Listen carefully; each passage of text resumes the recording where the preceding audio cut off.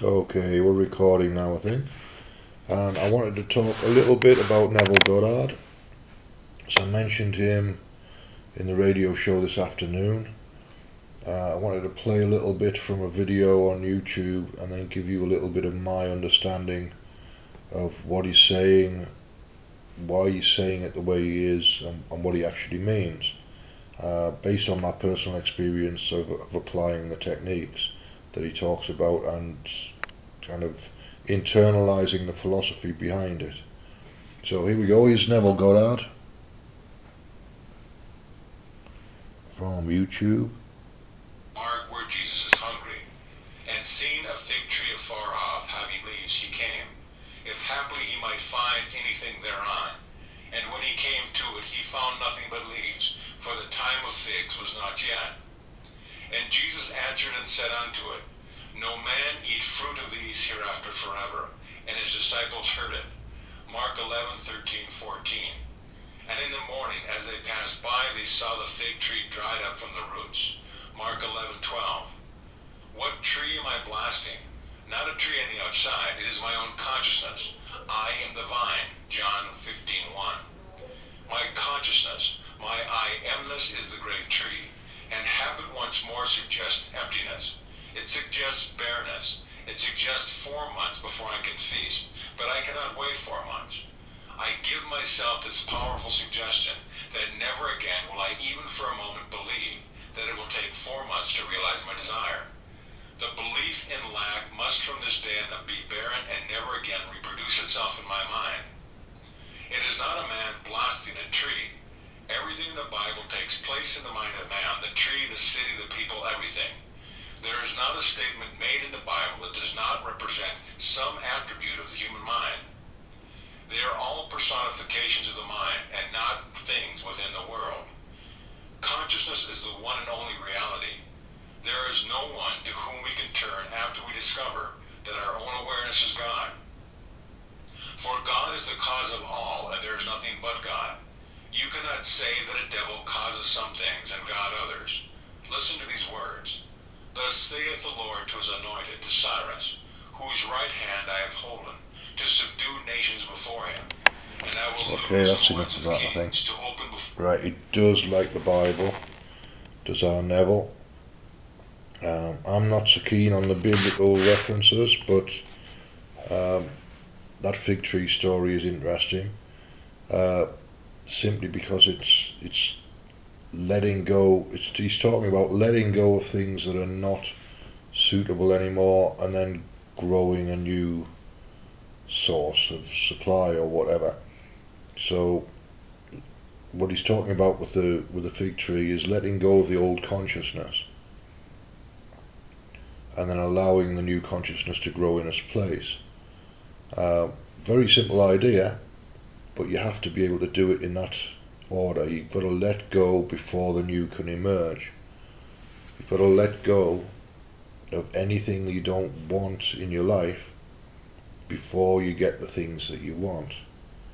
And if you're psychologically attached to something without realizing it, if you're subconsciously attached to a house or a person or an idea, and you want consciously to let go of it, but you can't because you're attached to it without realizing it, then it'll stick around. In my case, that was poverty.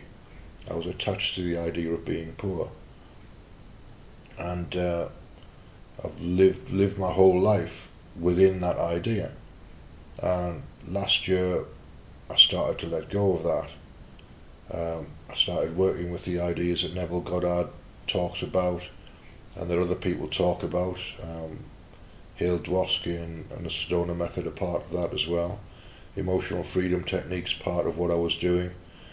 Between emotional freedom technique and Sedona, and some manifestation techniques that I was working with, I manifested myself a new flat by letting go of the old house.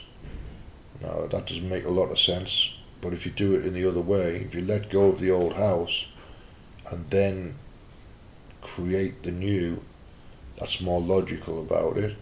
You can try as you might to create the new, but if you haven't let go of the old, it's not going to happen, or it'll happen very slowly, and then when you do let go of the old, that's the time that it'll come in for you.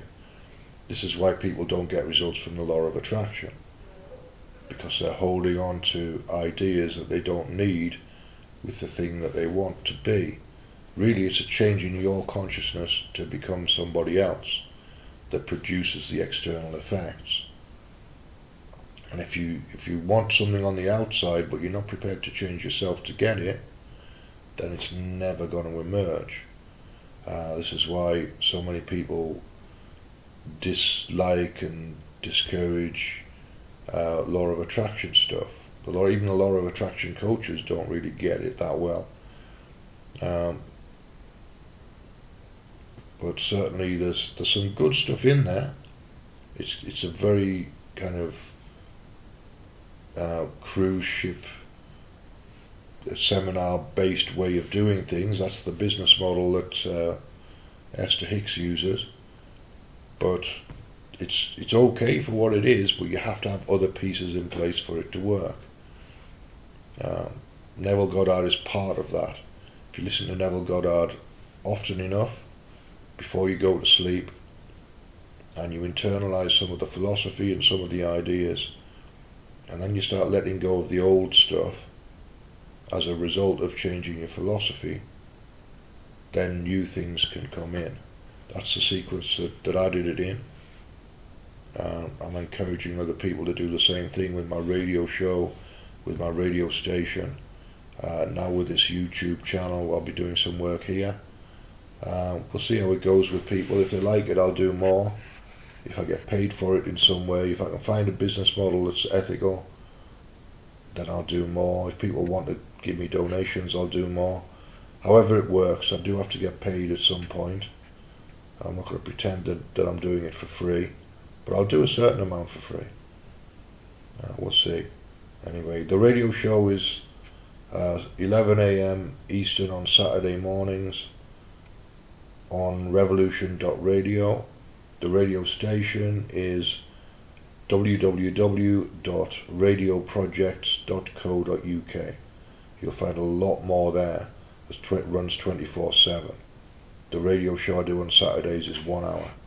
So my advice is go to radioprojects.co.uk and find the thing that appeals to you and listen to it, because I picked them very specifically to reinforce each other and do certain things with people's consciousness. So that's it from me. Good luck, and I'll see you next time.